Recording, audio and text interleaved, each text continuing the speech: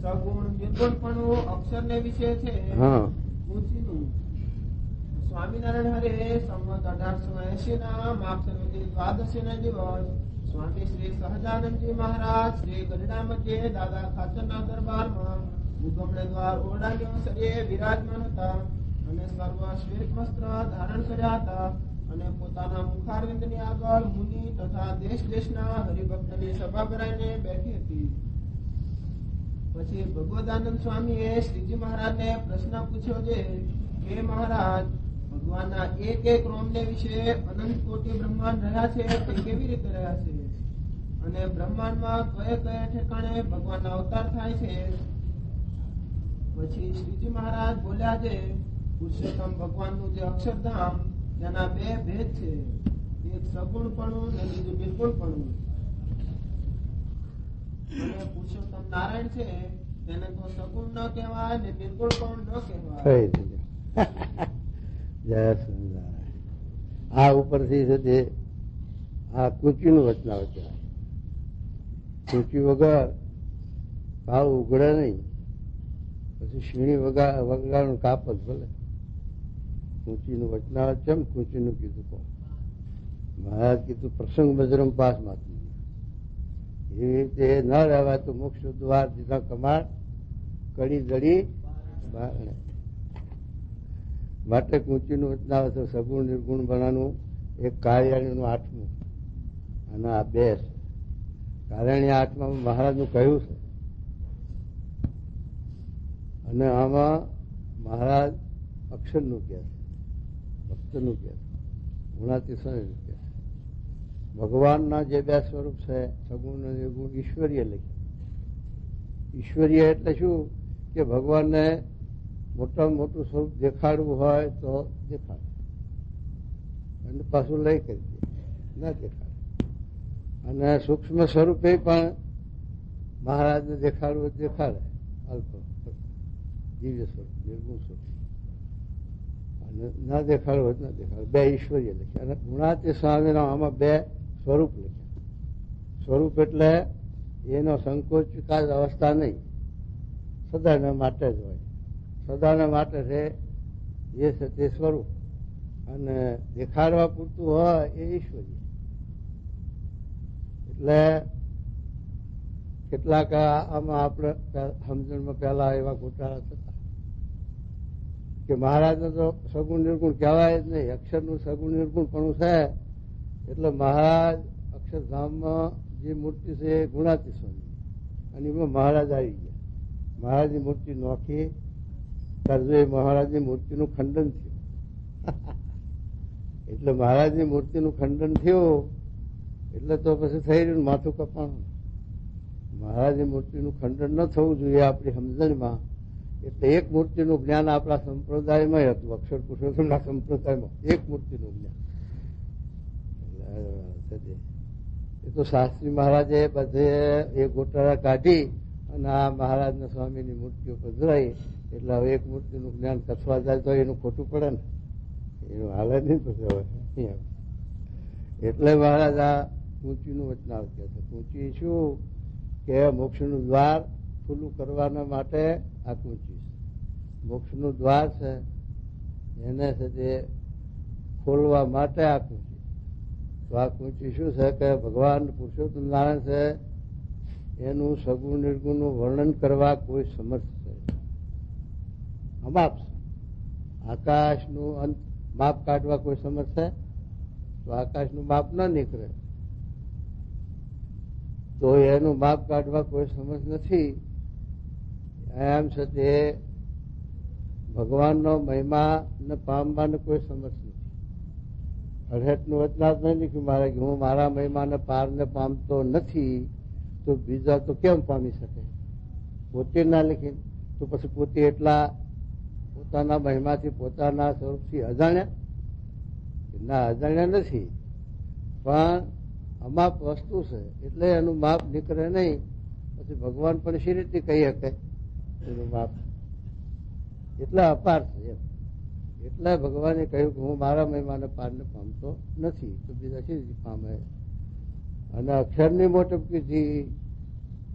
અને પછી મહારાજ ને સગુણ નિર્ગુણ ન કહેવાય, પણ મહારાજે જ્યાં પોતાનું સગુણ નિર્ગુણ પણ મોટપ કીધી ત્યાં શું કીધું કે અનંત કોટી અક્ષર મુક્તોને અક્ષર મૂળ અક્ષરને ધારવાનું સમર્થ છું. ત્યાં મહારાજે પોતાની મોટપ કીધી જ નાખી. સ્વતંત્ર એ ધામ સિવાય બધાને ધારવા સમર્થ છે એવા ભગવાનની મોટપ છે. એટલે ભગવાન અક્ષરથી પર છે, પુરુષોત્તમ છે, અક્ષરના પણ નિયંતા છે, અક્ષરના પણ સ્વામી છે. એટલે મહારાજ કહે છે કે ભગવાનનો મહિમા અપાર છે અને અક્ષરને લઈને ભગવાનનો મહિમા કહેવાય. ત્યાં બે દ્રષ્ટાંત આપ્યા છે, બે હીરા ચિંતામણીના. બે ચિંતામણીઓ હોય, એકની કિંમત આટલી તો બીજાની તો કિંમત છીનતી થઈ શકે, અમાપ છે. એમ બે હીરાની પરીક્ષા આપી. એના ઉપર સ્વામીની એખેટની વાત છે ને, ત્રીજા પ્રકરણની એ એખેટની વાત લખી છે. એને સાથે પેલા હીરાની કિંમત લીધી સાથે બકરીના કોટે હીરો બાંધ્યો, હાથે આવ્યો તે ભરવાડે બકરીના કોટે હીરો બાંધ્યો, કારણ કે એને કિંમત નથી. એના મનમાં કાંઈ એક સારો પથ્થરો છે ચળકતો, એટલે બકરાની કોટે બાજુ મારું બકરું સારું શોભે, એને એની કિંમત નહીં. તો એ બકરાની કોટે બાંધ્યો, પણ કોઈ ખારા સહકાર માણસ જોયું કે આ બકરામાં આ બાંધ્યું છે એ કિંમતી કઈ માટે એ છે તે. પછી પેલા બકરા વાળાને કીધું તારે બકરું આપવું છે કે હા શું લઈશ, 10-15 રૂપિયા છે કે 2 રૂપિયા વધુ તારે લેવા લે, પણ આ જે બાંધ્યો પથ્થરો એ તારે એના ભેગો આપવાનો, છોડી લેવાનો નહીં. સારું, એને તો કઈ એની કિંમત નથી. એટલે તો 2-5 રૂપિયા વધુ આલ્યા બકરાના, એટલે રાજી થઈ ગયો. અને બકરું સાથે લઈ લીધું. બકરાની એને જરૂર નથી, પણ પેલા આની જરૂર હતી. એને લઈને પછી કોઈ સાથે મોટા ગામમાં, મોટા શહેરમાં ગયો, મોટા ગામમાં જેવામાં, તો એની કિંમત 2-5 હજાર રૂપિયા ઉપજી. એને પણ એટલી જ કિંમત હતી. એને વધારે તો કિંમત એવી જેમ છે એમ તો યથાર્થ એ જાણી શકે એવું નથી. પછી એ અમદાવાદ જેવા શહેર વાળે મુંબઈ જેવા શહેરમાં જઈને મોટા ઝવેરીના ત્યાં જઈને વેચ્યું, એને લાખો રૂપિયા. એથી પછી બીજા મોટા શહેરમાં ગયો, કલકત્તા જેવા. તો એક ઝવેરી એનો બાપ ગામ ગયેલો, છોકરો ઘેર. છોકરો પણ વેપારી ઝવેરી. છોકરાએ એને બતાવ્યું આ મારે વેચવું છે. પછી એને જોઈને વિચાર કર્યો કે આની કિંમત તો મારાથી અંકાય એવી છે નહીં, પણ એને કહ્યું કે બીજું આ તારે આપવું હોય તો આ મારો ખજાનો છે ધનનો, એમાં તું 100 મોટલિયા કર મજૂર, 100 મજૂર કરી અને તું સવારથી એ મારા ખજાનામાંથી ધન લઈ જાય. તે બરોબર જ્યાં સુધી સાંજ પડે ત્યાં એટલું આ હીરા, આ ચિંતામણી હીરાના બદલે એટલી તને કિંમત આપશે. એટલે પેલા હીરો આપી અને પછી આ ખજાનામાંથી માલ લઈ જવા મળે. ત્યારે ગામના લોકોના આશ્ચર્ય શું કે આ છોકરા ખજાનો કેમ ભેળાયો, આ ખજાનો બધો લોકો લઈ જાય તો ઉપાડી જાય. અને એને કહેવા માંડ્યા. પણ પછી એનો બાપ આવ્યો ત્યારે બધા લોકો કહેવા માંડ્યા કે અરે તમારા છોકરે તો ઊંધું માર્યું. શું કે ખજાનો ભેળાયો, બધો લૂંટાયો. એના બાપે વિચાર કર્યો કે છોકરો એવો કઈ હાફ ભોળો નથી કે મૂર્ખ નથી, એને હોશિયાર છે, પણ હવે શું છે એ હું જોઉં, એને મળું તાર ખબર પડે. પછી છોકરાને મળ્યા હતા. છોકરાને પૂછ્યા, છોકરો કે આ ગામના લોકો કકળાટ કરે ખજાનો ભેળાયો શું છે? તો એને પેલો હેરો બતાવ્યો એના બાપ કે બાપુ આ સાથે લીધું છે ચિંતા, અને એને આ ખજાનામાંથી ધન આપ્યું છે. ત્યારે એના બાપે છોકરાને શું કીધું, છોકરા બચારાને મફત પડાવી લીધો છે. અને તે સાથે એક ધાડાની કમાણી તો દેવી હતી, એક ધાડાની કમાણી આ હીરામાંથી થાય એટલું તે આપ્યું નથી. ત્યારે ગામના લોકો કે આપણે જાણે છોકરો ભૂલો પડ્યો ગાંડો છે, પણ અહીંનો બાપે ગાંડો લાગે, એ મૂર્ખ લાગે.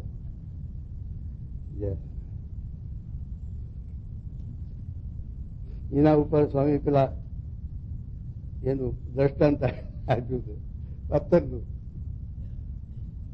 તેથી આ નારાયણભાઈ જેવા અહીંયા છે ને આપણે એવા ખેડૂત અને બોટાદ જેવા શહેરમાં ત્યાં હોય ને સાહેબો અમલદારો કોઈ મોટા શેઠિયા તે આ ખેડૂતના ત્યાં બચારાને શેપ પાકે પૂંખનો ટાણું હોય કે એવું કઈક નવી શેપ પાકી હોય ત્યારે મન થાય કે આ સાહેબ આપણા મોપતી છે, આપણું કામ કરે છે, આપણે નિર્ણય એક છે, તો આપણે આ નવી શેપ પાકી છે પૂંખ કે ગમે તે મોકલાવી એમ જાણી અને એને તે ખેતરમાંથી આ પૂંખનો ભારો કરી અને મોકલ્યો છોકરા કે આ ત્યાં આપણે બોટાદમાં મામલતદાર સાહેબ છે, આપણા મોબતી છે, આપણું કામ કરે છે, આપણે હેત છે, તો એના પ્રસાદી આ પૂંખ આપી આવી એમ કરીને છોકરાને પૂંખ હાલવા મોકલ્યો.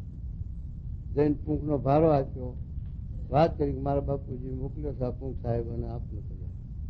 ત્યારે સાહેબના ફાયે પેલું અત્તરનું પૂંગડું હતું તે છોકરાને આજે પ્રસાદીનું જાણી ઊંઘવા. છોકરોમાં ભોળો બચારો તે ચૂસી ખાધું, ચૂસી ગયો. પછી સાહેબે મનમાં વિચાર કર્યો કઈ મોટે ક્યાં છે કે છોકરો દાદા રંગો દેખાય જરાક ભોળો, છોકરામાં કઈ ઓછું છે. પણ પછી એનો બાપ 2-5 દાડે ભેગા થયા ત્યારે એના બાપને કહે કે પટેલ તમારા દીકરા જરા ભોળા લાગે છે કે ઓછી બુદ્ધિ હોય એમ. કે શું હતું સાહેબ, કેમ શું છે? ત્યાં જયારે પૂંખ લઈને આવ્યો ત્યારે મેં અત્યારનું પૂંખલું આવ્યું ચૂસી ખાધું હતું. તારે બાપ કે એ છોકરો જન્મ્યો ત્યારનો એવો ભોળો છે, મૂર્ખ છે. જો ઘેર લાવ્યો હોત તો બાજરાના રોટલામાં ચોરી ના ખાત તે લુખું ખાઈ ગયો. તારો સાહેબ કે આ તો જાણ્યું કે છોકરો ગાંડો પણ બાપ એવો ને એવો જ છે, બાપમાં કઈ નથી.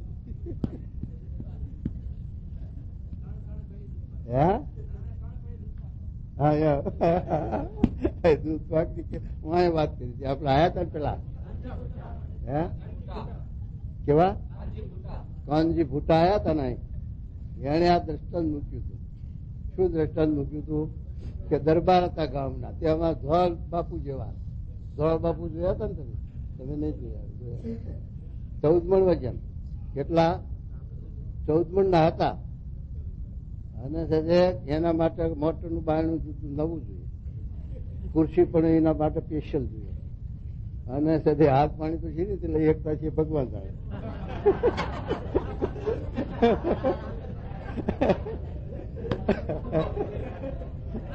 નોકર ચાકર રાખતા હશે ધોવા હારું.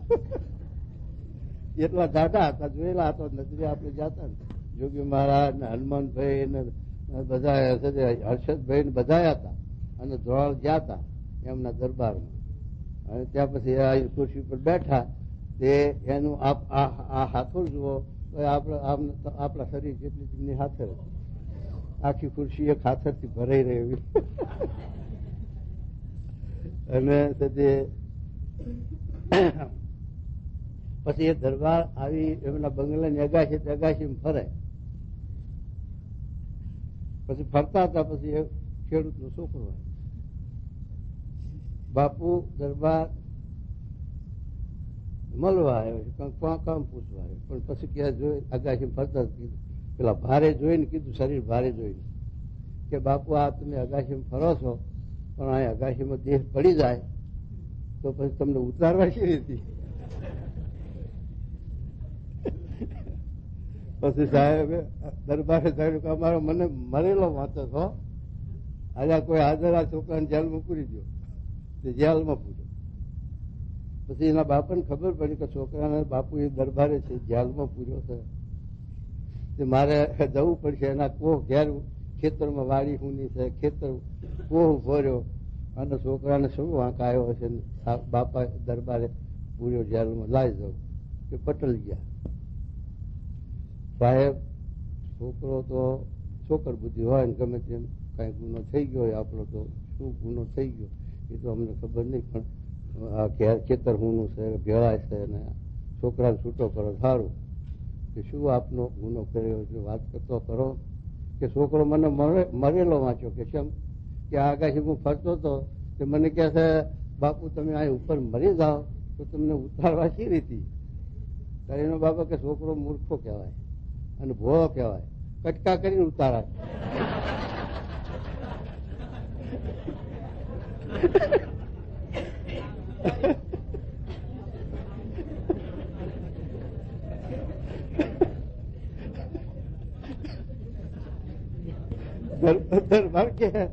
દરબાર કે આ છોકરો તો મૂર્ખ પણ એનો બાપ મૂર્ખ લાગે, લાવો એને સદે જેલમાં પૂરી દો. એ છોકરાને પૂર્યો તો એનો બાપ નહીં પૂર્યો જેલમાં. પછી બાપાને ખબર પડી, બાપા પાછા ગયા હતું એ છોકરાના બાપનો બાપો. બાપાને ખબર પડી કે છોકરાના બાપને બે બાપુ એ દરબારે જેલમાં પૂર્યા છે અને ઘરનું આ કામકાજ બગડે છે શું છે કેમ પૂર્યા શું. જ્યાં બાપો પાછો, બાપુ માફ કરો અને આ બાપ દીકરાને તમે જેલમાં પૂર્યા છે અને ઘેર બધું ભેળાય છે ખેતરમાં હમનું છે અને શું એમનો વાંક ગનો આપ. મારા કે છોકરો એવો મૂર્ખો જ મને મરેલો વાંચ્યો કે આગાશી મરી જાઓ તો તમને કોણ ઉતારશે. તારે એનો બાપ કહે છે કે કટકા કરી ઉતારીએ. તારે કે બે એવા છે, બે ગાંડા છે, મૂર્ખ છે, તે ઉતારવા શી જ પડે, ઉપર ઉપર દેખાઈ નાખે.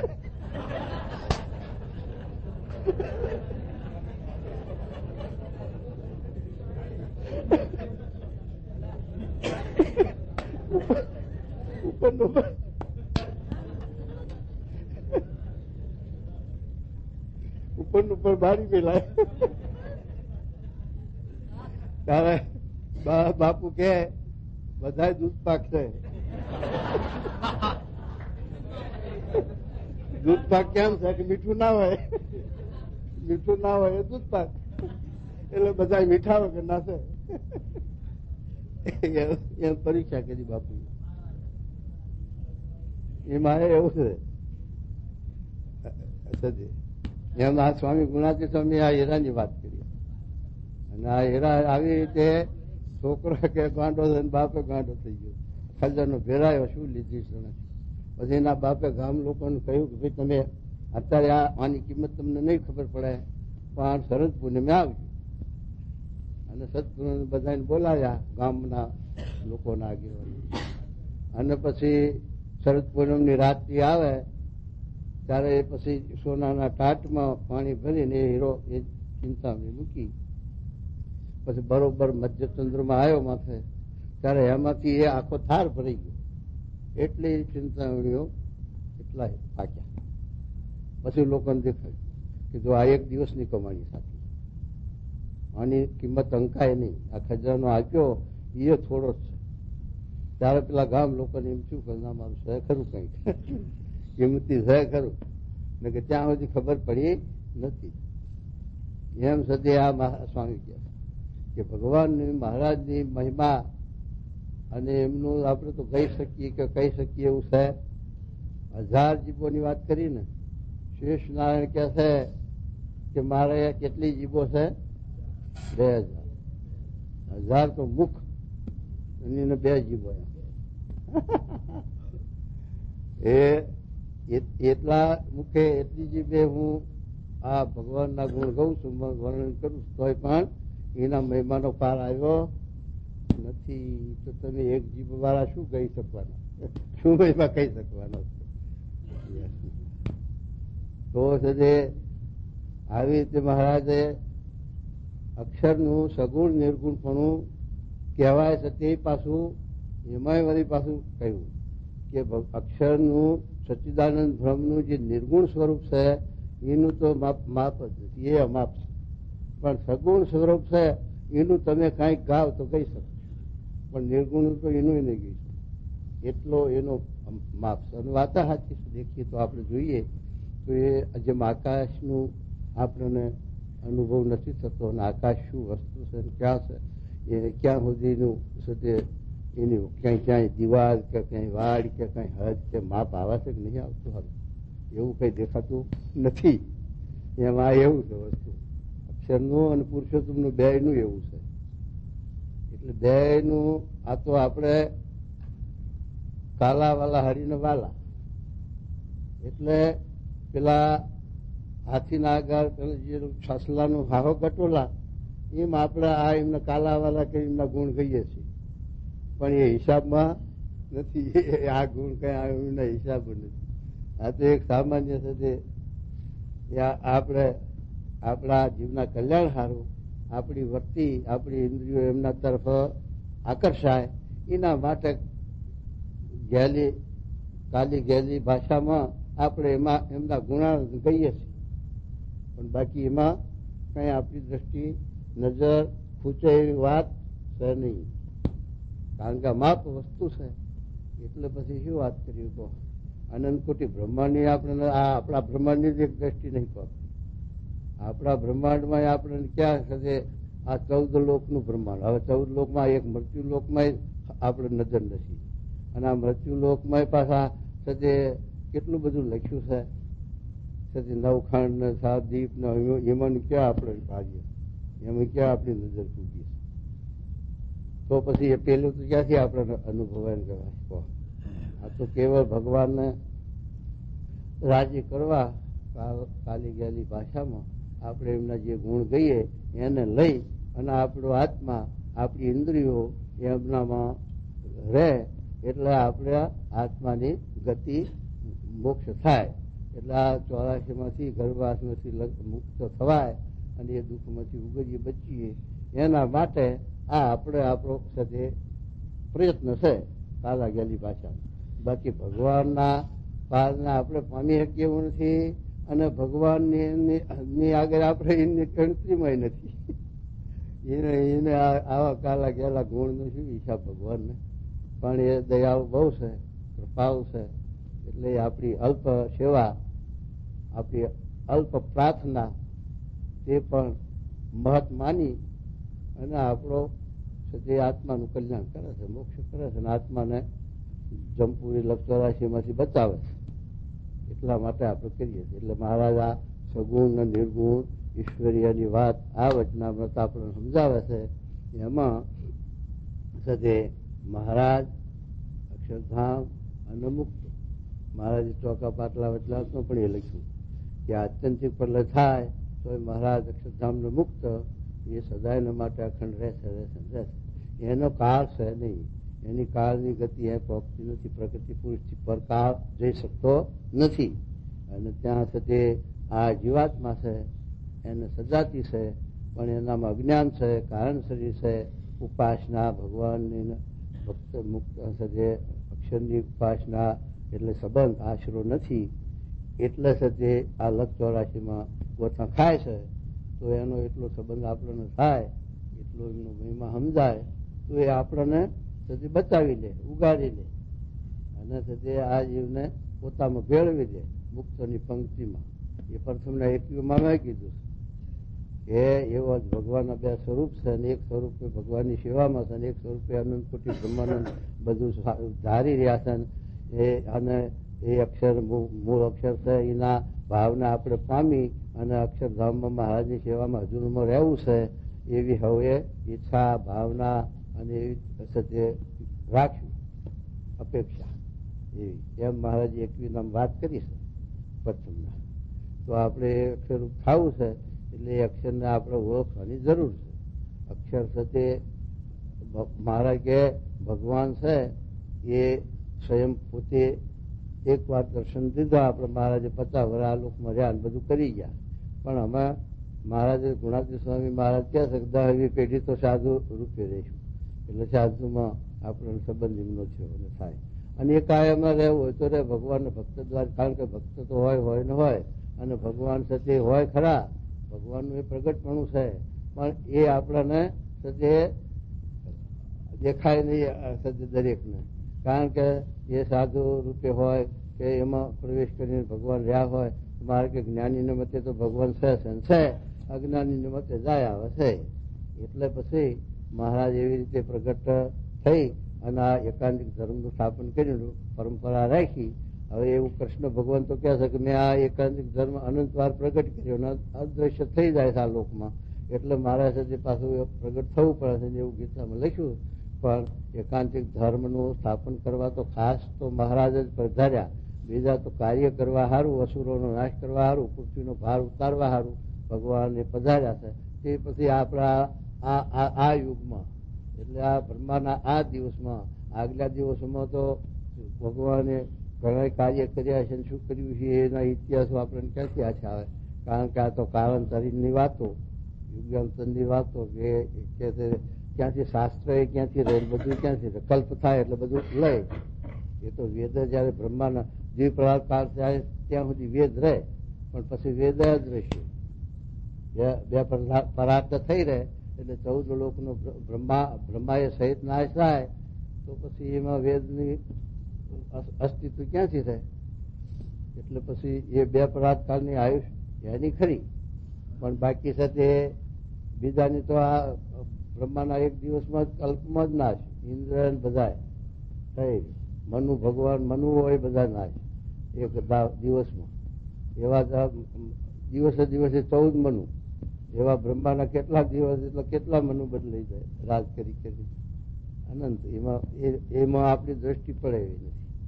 આપણે તો સત્યા ભગવાનની પ્રાર્થના, ભગવાનની સ્તુતિ કરીએ કાલી ગયેલી ભાષામાં, અને એ આપણો ઉદ્ધાર મોક્ષ કરે, આપણને આ ભવામાંથી બચાવીને થઈ. શું કહેશું હવે મહારાજ? પુરુષોત્તમ નારાયણ છે, હા, તેને તો સગુણ ન કહેવાય ને નિર્ગુણ પણ ન કહેવાય. સગુણ ન કહેવાય, નિર્ગુણ ન કહેવાય. તાર શું કહેવાય? હવે આ પેલા શાસ્ત્ર વાળા સગુણ નિર્ગુણ કેમ કે છે કે સગુણ એટલે ભગવાન આ અવતાર ધરીને આ દેહનું ધારણ કરે એટલે દેહમાં ગુણ આવ્યા ને એટલે સગુણ કહેવાય. અને અહીંથી અંતર્ધ્યાન થાય અને ધામમાં જાય ત્યારે નિરાકાર એટલે નિર્ગુણ કહેવાય. પણ મહારાજે આ એમ નથી સમજાયું કાર્યના આઠમાં કે સગુણ પણ શું એટલે મોટામાં મોટું. જેમ સાથે જશોદા માતાના મુખમાં કૃષ્ણ ભગવાને બ્રહ્માંડ દેખાડ્યું, ગીતામાં અર્જુનને વિશ્વરૂપ દેખાડ્યું, એટલે મોટામાં મોટું છે. અને બળીરાજાને વામનજીએ વિશ્વરૂપ દેખાડ્યું, 14 લોકનું એક આખી કાયા કરી, 3 ડગલા બધું લઈ લીધું. એમ શ્રીજી મહારાજે માતાજીને દેખાડ્યું વિશ્વરૂપ. એવી રીતે ભગવાનનું આ મોટામાં મોટું સ્વરૂપ એ સગુણ. અને નિર્ગુણ સ્વરૂપ શું કે અણુ અણુમાં આકાશ રહ્યું છે, અક્ષર રહ્યું છે, એમ અક્ષરનું પુરુષોત્તમ રહ્યા છે. જે ભગવાનની મહારાજ કીધું કે પૃથ્વીની રજકણ હોય એનો 1000મો ભાગ કરીએ, અને એ 1000મો ભાગ કરીએ એમાં પણ સચ્ચિદાનંદ બ્રહ્મ છે, અને એમાં પણ પુરુષોત્તમ નારાયણ છે. આ ભગવાનનું સૂક્ષ્મ સૂક્ષ્મ સ્વરૂપ છે, નિર્ગુણ સ્વરૂપ છે. અક્ષરમાં પણ અક્ષર સર્વમે વ્યાપક છે, અણુ અણુમાં, અને અક્ષરમાં પણ પુરુષોત્તમ વ્યાપક છે. માટે પુરુષોત્તમ નારાયણનું એ નિર્ગુણ સ્વરૂપ છે. અને સર્વથી મોટા અક્ષર સર્વથી પર છે, અને ત્યાંથી એ પરમ પુરુષોત્તમ નારાયણ છે, એટલે એમનું સગુણ સ્વરૂપ. એમ સચિન મહારાજે સમજાયું કાર્યને આઠ. તો શું કે ભગવાન તો મનુષ્ય દેહ ધરે અથવા આ લોકમાં આવે તોય પણ નિર્ગુણ છે, સદા એના માટે નિર્ગુણ સ્વરૂપ ભગવાન તો. કારણ કે એને તત્વના ગુણનો બાદ હટતો મધ્યનું 17નું ના પાડીને. હા, કે ભગવાનને તત્વે સહિત સમજે તો શું નિર્બાધ, તત્વે રહિત સમજે શું નિર્બાધ પણ આવ્યું, અને તત્વે સહિત સમજે શું બાદ આવી ગયો. કારણ કે અગ્નિને કોઈ વસ્તુનો બાદ અટતો નહીં. અગ્નિ હોય એમાં તમે ચંદન નાખો, સાણું નાખો, ગોબર નાખો, જે નાખો તે વસ્તુ એ અગ્નિ પોતાના ભાવને પમાડી દે. તો ભગવાન આ તત્વોને પોતાના ભાવને ન પમાડે તો પછી એમાં ભગવાનને એનો બાદ ક્યાં આવ્યો? માટે ભગવાન છે એ નિર્ગુણ છે, અને ભગવાનના સંબંધમાં જે વસ્તુ આવે એ નિર્ગુણ ભાવને પામી જાય છે. માટે ભગવાન તો સદાય દિવ્ય છે, નિર્ગુણ છે. એ આ લોકો આ જે ધરે મનુષ્ય જેવા થાય તો નિર્ગુણ છે, અને ધામમાં જાય દેહ મૂકી દિવ્ય દેહ તોય નિર્ગુણ છે. માટે ભગવાનને ગુણનો બાદ આપતો નથી. એટલે ભગવાન તો અહીં આવે તોય નિર્ગુણ, ધામમાં જાય તો નિર્ગુણ. પણ નિર્ગુણ સગુણ પણ આ રીતે છે કે મોટામાં મોટું જે સ્વરૂપ આ દુનિયામાં, મોટામાં મોટું આનંદકોટી બ્રહ્માંડમાં મોટામાં મોટી જે વસ્તુ અક્ષર એનાથી પણ પર છે, ફરે છે. એટલે બ્રહ્માંડ નાનું થઈ ગયું ને? ના, બ્રહ્માંડ તો આવડા ને આવડા છે. 14 લોકનું બ્રહ્માંડ, 50 કરોડ યોજના આપણી આ પૃથ્વી, એમ છતાં એવડું ને એવડું છે. પણ અક્ષરની એવડી મોટપ છે, અક્ષરનું એવું સ્વરૂપ છે કે જેના રોમમાં અનંતકોટી બ્રહ્માંડ ઉઠના ફળ. જેમ કે તે હાથી હોય, આપણે ગિરનાર આગળ, ગિરનાર પર્વત છે એના આગળ હાથી ઉભો કરીએ તો શું ગણતરીમાં? પણ કઈ હાથી નાનો થઈ જાય છે? ગલુડિયા જેવડો થઈ જાય હાથી? તો હાથી થાય એવડો ને એવડો. પણ ગિરનાર મોટો છે એટલે એના આગળ એ નાનો દેખાય. અત્યારે આપણે માધવ સ્વામી આગળ આ છોકરાનું ઉભું રાખીએ તો કેવડું દેખાય? એવડું બચુડિયા જેવડું દેખાય. એટલે એવી રીતે મહારાજ જે ટેહટના વચનાત્મા સમજાયું છે ને, તો કીડીને મધ્ય ઋષિ મોટો દેખાય, ઋષિને મધ્ય સાપ મોટો દેખાય, સાપના મધ્ય સંભળા મોટી દેખાય, સંભળાના મધ્ય પાડો મોટો દેખાય, પાડાના મધ્ય ગિરનાર મોટો દેખાય, ગિરનારના મધ્ય મેરુ મોટો દેખાય, મેરુના મધ્ય લોકાલોક મોટો દેખાય. એમ છે તે અક્ષરધામ છે. એમ બતાવ્યું કે મોટપ એકબીજાની મહારાજે બતાવી. એટલે કીડીમાં વીસી આવી જાય એવું ક્યાં બન્યું? કીડી ક્યાં ને વીસી ક્યાં? તો વીસી મોટો હોય ને કીડી તો હાર નાની છે, એમાં વીસી હમાય? એમ આપણે પરથારામાં લખ્યું છે અક્ષરધામ, ગૌલોક ને મધ્ય અક્ષરધામ. એટલે લોકો એનો ઉત્તર ને એની વાત કેમ સમજે કે ગૌલોક આ આપણું મંદિર છે, ગૌલોક, અને આ સ્વામીનો ઉતારો છે અક્ષરધામ, એમ સમજે. આ વચનાવત જોતા એમ ક્યાં વાત આવી? તો એટલે મહારાજ કહે છે કે મહારાજે અનિર્દેશ નું પૂછ્યું ને કુશળકુમારભાઈ ને કે અનિર્દેશ મહારાજ શું ગામ દેશ કાંઈ છે? આ કાગળ આપ લખો છો તો મહારાજ કે આ તમારું શહેર બંગલો છે કે તમારું મકાન છે એ નિર્દેશ છે, અને આ તમારું ગામ છે એ અનિર્દેશ. એટલે એનાથી વિશાળ, એનાથી મોટું. અને આ તમારું શહેર છે એ નિર્દેશ છે, અને તમારું રાજ છે અનિર્દેશ છે, એટલે એનાથી મોટું છે. અને તમારું રાજ છે એના કરતા આ તમારું પ્રગણું છે બીજું આખું એ બધું, એમાં કેટલાય રાજ આવી જાય, કેટલું જ આવી જાય. મુંબઈ ઇલાકો હોય ને એવું હોય એમાં કેટલા આવી જાય. અને તો એ અનિર્દેશ છે. એમ કરતા કરતા મહારાજે શેઠ અક્ષરધામ સુધી વાત પકડીને કે અનિર્દેશ અક્ષરધામ છે એ અનિર્દેશ છે, એટલે એનું માપ નથી, ઉધો અધુ પ્રમાણે રહી છે. અને એના આધારે બધું આપણે ના દેખાય. આ બધું છે એ તો એક સપના જેવું છે, ઝાંઝવાના જળ જેવું છે. આપણે ઝાંઝવાના જળ શેઠથી ભારીએ છે કહે છે એમાં આ જયારે આનો લય થાય ત્યારે આકાશમાં લીન થઈ જાય. ત્યારે મહારાજ કાર્યનું લખ્યું છે ને કે પૃથ્વી જળ તેજ વાયુ એ આકાશમાં લીન થઈ જાય છે. પેલા 2 શ્લોકીમાં હતા નિરંજન પરમ સ્વામી. હા, એ તો વાત તો નિવર્તન થી એ 2 શ્લોક હતા. એક બાજુ કીધું કે મહારાજ કે ઇન્દ્રિયો અંતઃકરણ જીવ એ આ સાથે એના ભાવને નથી પામતા, આકાશના ભાવને સાથે પૃથ્વી જળ તેજ વાયુ આકાશ વાયુ એ 4 તત્વો આકાશના ભાવને પામતા નથી, એવું એ શ્લોક આવ્યો ને. હા, પછી એના ઉપર નિત્યાનું સમય આ શ્લોક લાગુ કર્યો ગોતી. હા, નિરંજન પરમ. તો મહારાજ આ શ્લોક લખ્યો છે કે આમાં તો લખ્યું કે ભાવને પામી જાય છે, તો એ કેમ સમજવું? ત્યારે પછી મહારાજ પાઘડી ફેરવી આમ દેવાળું કાઢ્યું. મહારાજ કે એ તો અભક્ત હોય કે જેને ભગવાનનો સંબંધ નથી એવા જે જીવ છે એના ઇન્દ્રિયો અંતઃકરણ ભાવને પામતા નથી ભગવાનના. પણ જે ભગવાનના ભક્ત છે, ભગવાનના આશ્રિત છે, અને જે રાત દિવસ ભગવાનમાં જ લીન રહે છે, ભગવાનની ભક્તિ કરે છે, એના ઇન્દ્રિયો અંતઃકરણ એ તો સાક્ષાત પુરુષોત્તમના ભાવને પામી જાય છે. એમ પાછું મહારાજે લખ્યું.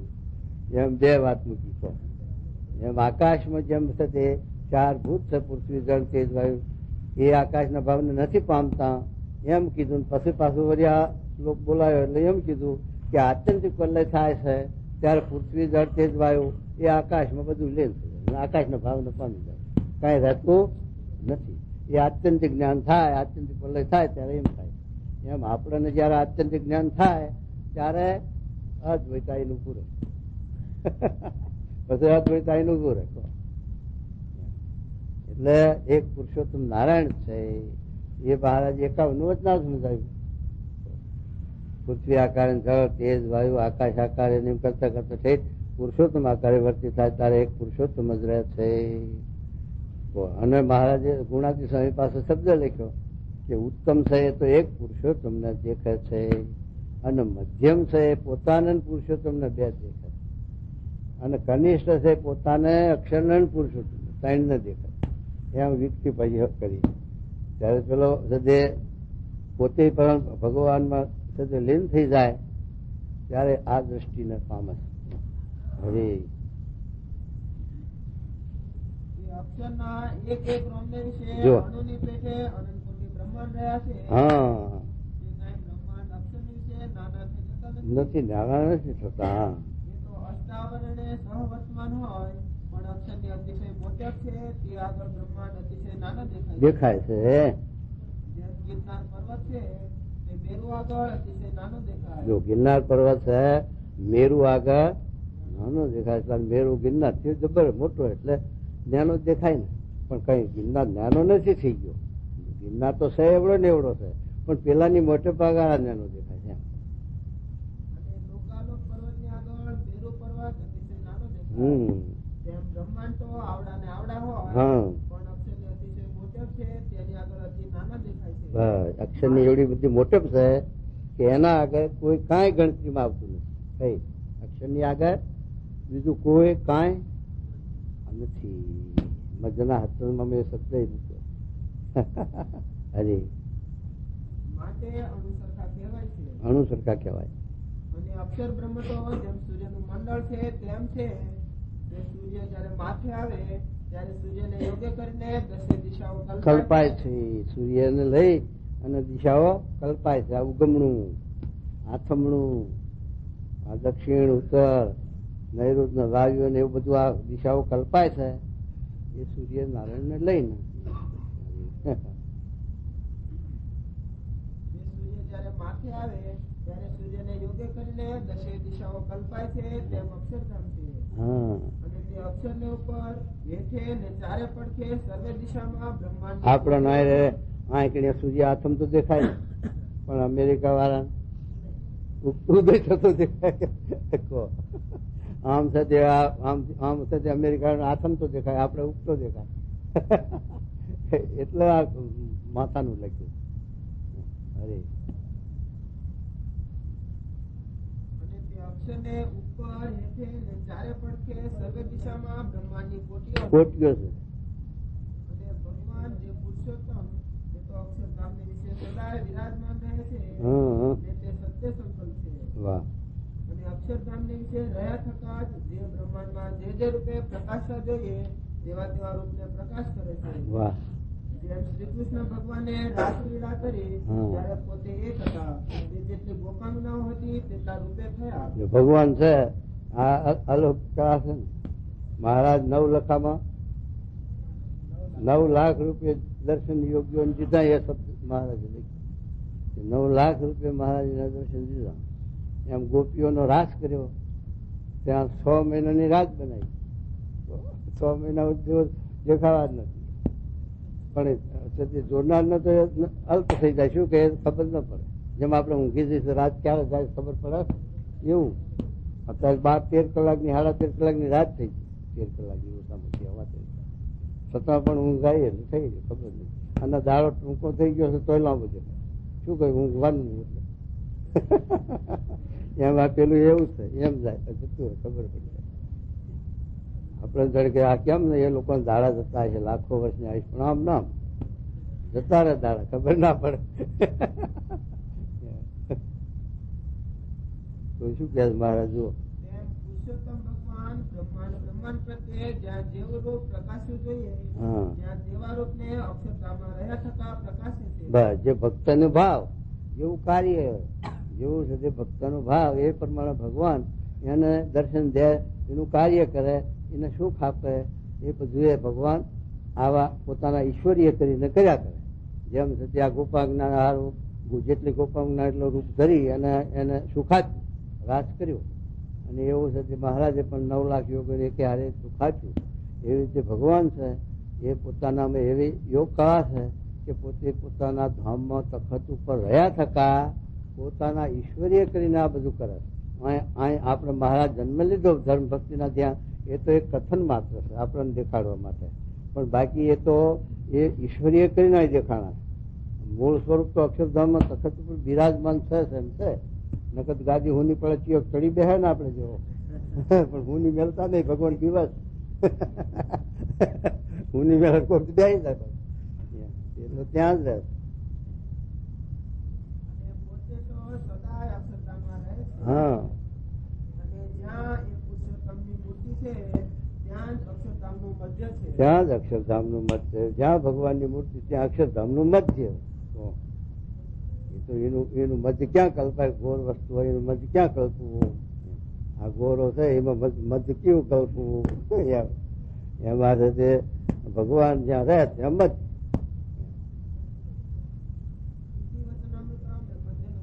બસ હા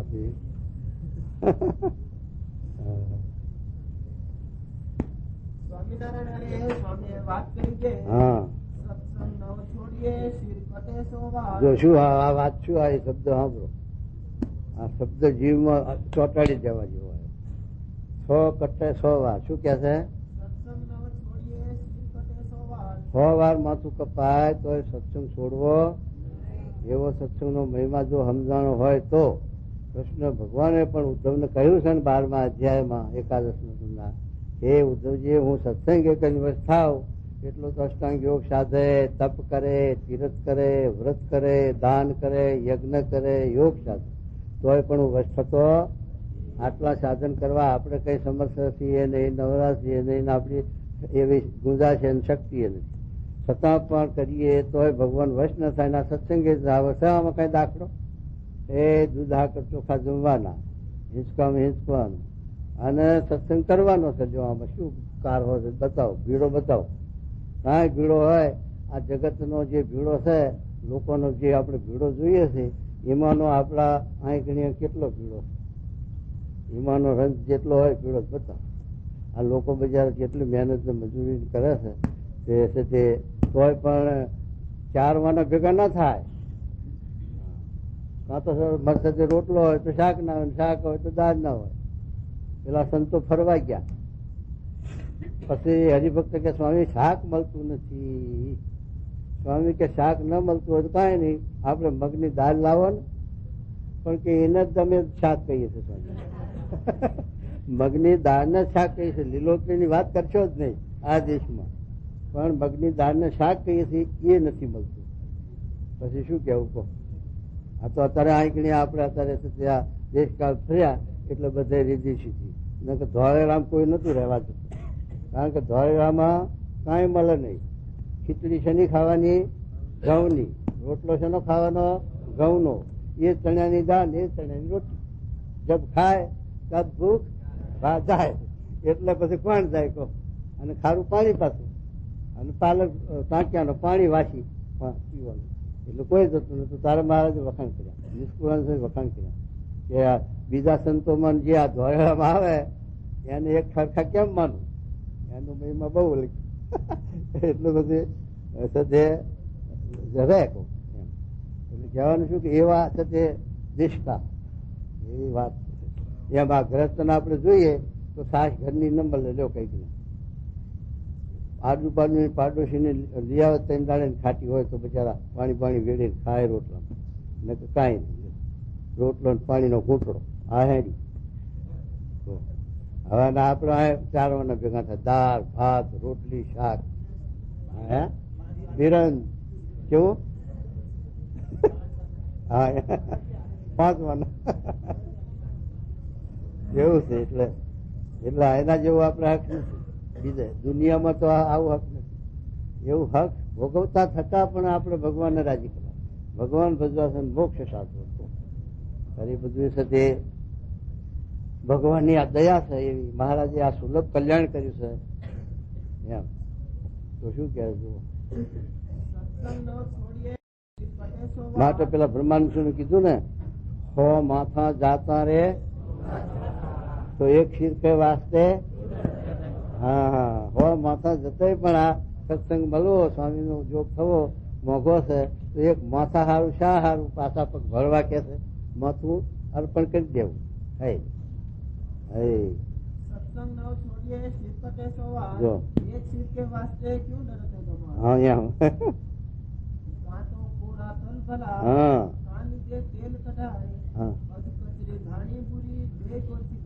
બે કોરથી શેનું જાય? બરજન ખબર જ.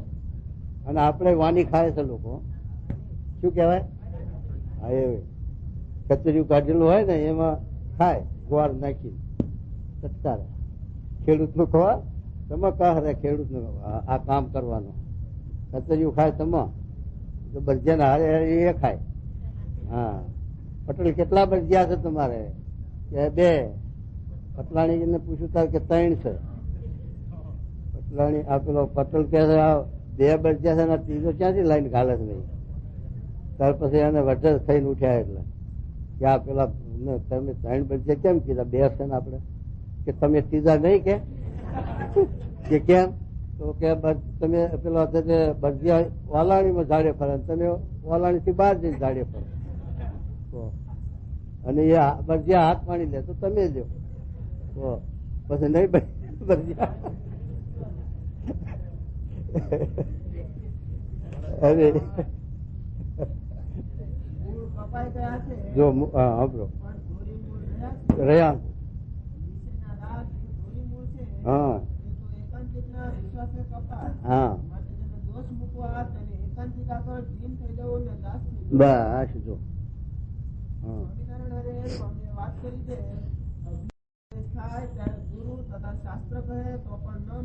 જોઈ લો.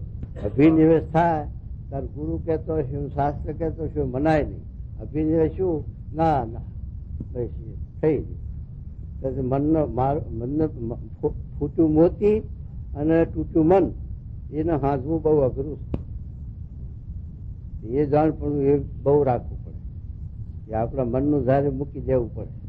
અને ભગવાન સંત સ્વામી આવા સંતો આપણને જે કે એના ઉપર આપણે વિચાર કરવો જોઈએ, એના ઉપર સુરત રાખવી જોઈએ. આપણું મન છે એ તો માકડા જેવું છે. અને મનનું છે જે જરાય જો મનમત થયો તો થઈ. મનમત થઈને તું કોટી સાધન કરે, સદગુરુ શબ્દ વીણ સર્વે કહે. હજી શું કે? હા એમ ન થાય. સિંહ છે ને ભૂખે મરી જાય પણ એ ખાય કઈ ખડ? સિંહ ખડ ના ખાય, એનો આહાર જુદો. અને સ્વામી પેલા વિલાયતમાં કીધું હતું, વાત કરી કે આપણો રોટલા નાખીએ છીએ એને તો ખાશે. તો એ જનાવર છે, પશુ છે, તોય પણ આપણો ખોરાક નથી ખાતો. અને આપણો માણસ છીએ તો એનો ખોરાક આપણે ખાઈએ તો એનાથી ભૂંડા કરે. એમ દારૂ માટે આપણે કરીએ એ સિંહનાથી આપણે ભૂંડા, પશુથી જનાવરથી ભૂંડા એમ કીધું. દારૂ માટે આપણે થાય નહીં. એમ પરદેશમાં એવું બહુ કરે. હા, આ દેશમાં બધું ઘણા ઠેકાણ પહેરી કેમ? અરે હા ના રહે. જો કલ્યાણભાઈ ના ખેતરમાં 3 વર્ષ સુધી ઘેર ના આવ્યા, ત્યાં ત્યાં ભાત ખાઈ આખું ખેતર ખોદી નાખ્યું.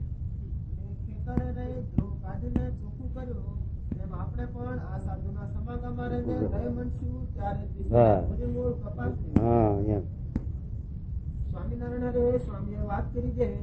એક જણે સંઘ કાઢ્યો ત્યારે સાહુકારને ત્યાં ધન મૂક્યું ને તીર્થે ગયો.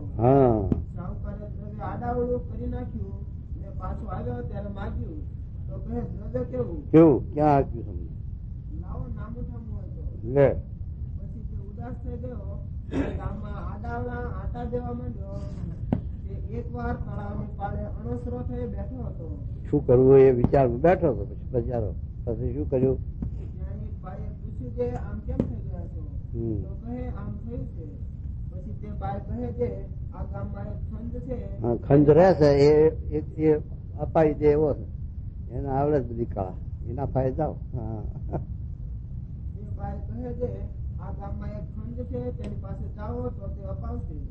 પછી ખંડને ઘરે જઈને વાત કરી તો કહે હું શાહુકારને ત્યાં જાઉં છું અને હું બેઠો હોઉં તે વખતે તમે તમારું દ્રવ્ય માગજો. પછી ખંડ જઈને શાહુકારને કહે છે મારી તિજોરીઓ તમારી ત્યાં મૂકી છે, તે રાખશો? તો કહે હા. ત્યારે પેલો આવ્યો ને કહે શેઠ અમારું દ્રવ્ય ક્યાં છે? તો કહે જાઓ વખારમાંથી લઈ લો. ના કહેતો પેલો કીધું જશે પાછી. એટલા સારું પેલા માની ગયો અને અપાઈ દીધું. પછી પેલા કે અમારે આ શું છે હવે તિજોરી મેળવી નથી. એટલે પેલો એ લઈને જતો રહ્યો. પેલા નહીં આપી દીધું, ચૂકવાઈ દીધું એમ. આવું કર્યું અંદર. અરે હા એમ. ત્યારે ખંડે શાહુકારને કહ્યું છે અમારે જવાનું આવશું છે. એમ તો ઉઠી ચાલતો ગયો. ઉઠીને ચાલતો થયો. સ્વામિનારાયણ સ્વામીએ વાત કરી કે દેહનું રક્ષણ કરીએ છીએ, તે વિષયનું સંપાદન કરીએ છીએ, તે બાવળને વાડ કરીએ છીએ, પણ જીનાભાઈની પેઠે ખર્ચો રહેતો નથી. જે ભગવાન જે રખે ભગવાનના બીજામાં બંધન થાય. વિષયમાં દુઃખ દેખાતું નથી. ચિંતામણી લાગણી વચ્ચે પડી હોય તેને બીજાનું મન થાય નહીં. તેમ વિષયમાં દુઃખ દેખાય તો વિષય ભોગવી શકાય નહીં. માટે જેને ભગવાન જોવા હોય તેને બીજું જોવું નહીં. ઘનશ્યામદાસજી 4 વાગે ધ્યાન કરતા હતા. તે ધ્યાનમાં મોટા માથાવાળી ભેંસ સાંભળી.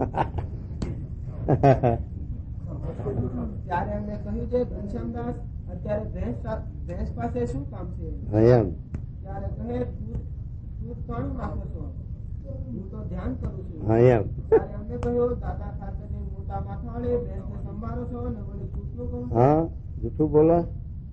ત્યારે અમને હાથ જોડીને કહ્યું છે તમને આજ સુધી ખટિયા સમજો પણ તમે તો ચક્રવર્તી ખરા. મનથી બુદ્ધિ એક હે, વારે તહાં લગાવો. ચાહે તો હરિ की ભક્તિ કરો, ચાહે તો વિષય કમાઓ. એક નિયમમાં 2 તલવાર ન સમાન. રામ ત્યાં નહીં કામ, કામ ત્યાં નહીં રામ. તુલસી દોનું નવ રહે, રવિ રજની એક ધામ. ભગવાનમાં રહેવું હોય તેને બીજું જોવાય નહીં ને અડાય નહીં. તે ઉપર મુક્તાનંદ સ્વામી, આનંદ સ્વામી ને મીણબાઈ ની વાત કરી. એવી રીતે 9મા પ્રકરણની 204.